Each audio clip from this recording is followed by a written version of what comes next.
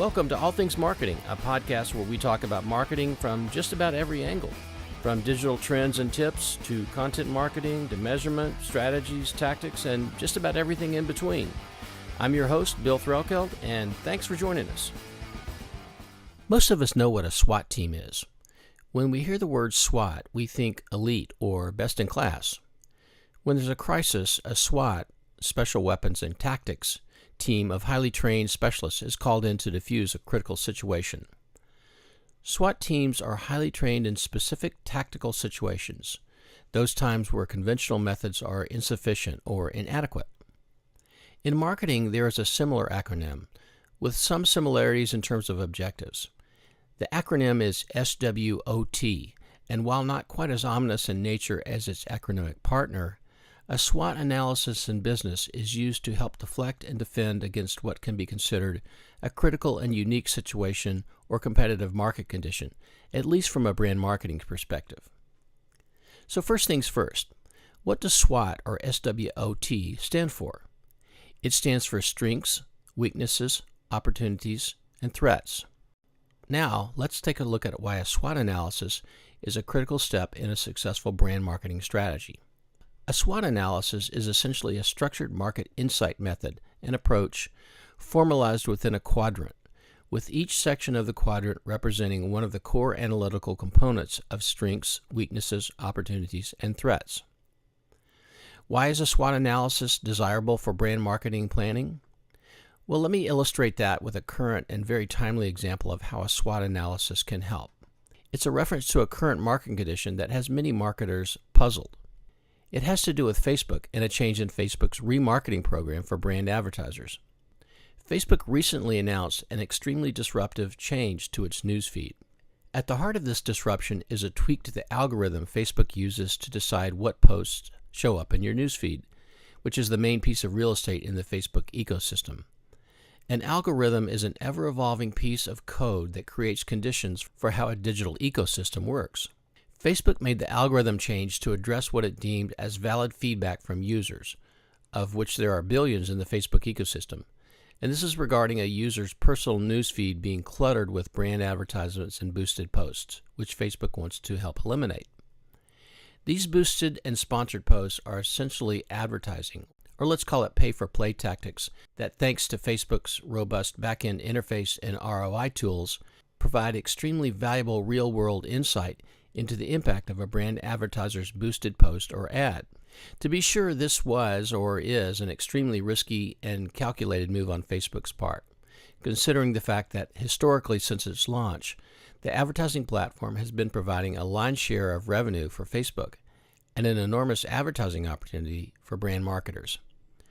While the full impact of this change has yet to be felt or analyzed, many specific Facebook advertising agencies are already wondering what's going to happen to their business now that the value and visibility of paid advertising and boosted posts has been affected.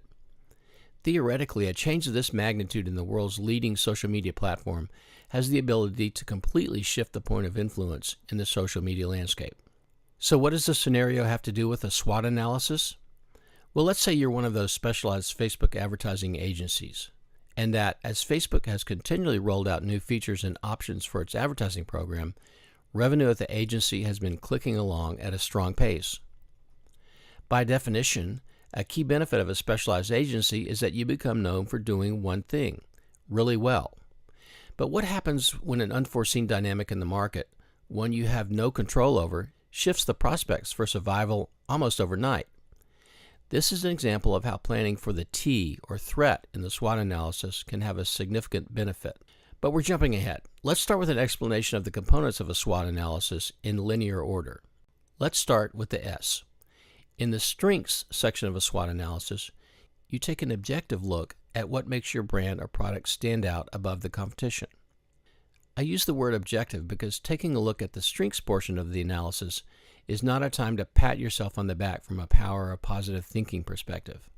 When establishing the list of strengths in a SWOT, only focus on those components you can authentically qualify to be valid and tangible strengths, not brand or product ideas you hope to achieve someday or hope that the market believes. The W stands for weaknesses. Objectively identifying weaknesses is an extremely critical step in creating a SWOT strategy that can help build a brand.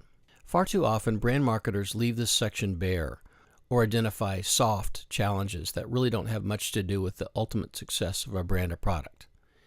Unlike the strengths section, which can be easy for brand marketers, identifying, or better yet, acknowledging a brand's weaknesses can easily go awry.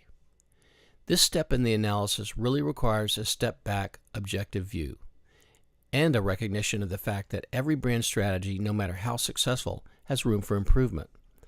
Identifying those areas where you are falling short is a healthy step in a brand strategy.